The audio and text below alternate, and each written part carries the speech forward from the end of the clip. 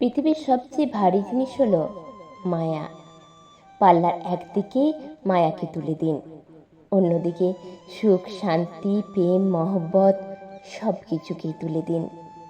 তবুও দেখবেন মায়ার পাল্লাটা অনেকটা ভারী।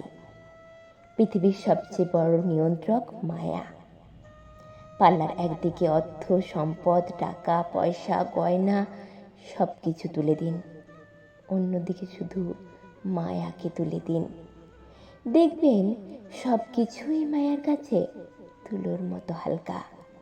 টাকা দিয়ে যা পাওয়া যায় না, মায়া দিয়ে তা পলকেই পাওয়া যায়।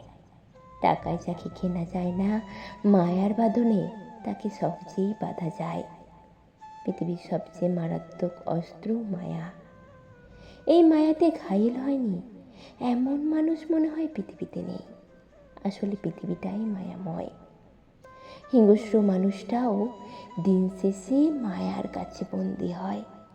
পৃথিবীর সবচেয়ে কার্যকরী ঔষধ মায়া।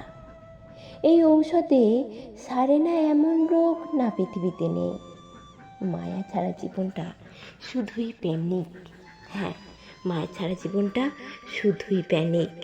আর তাই মায়া হলো আমাদের বেঁচে থাকার একমাত্র টনিক। হ্যাঁ, মায়া বেঁচে থাকার একমাত্র টনিক।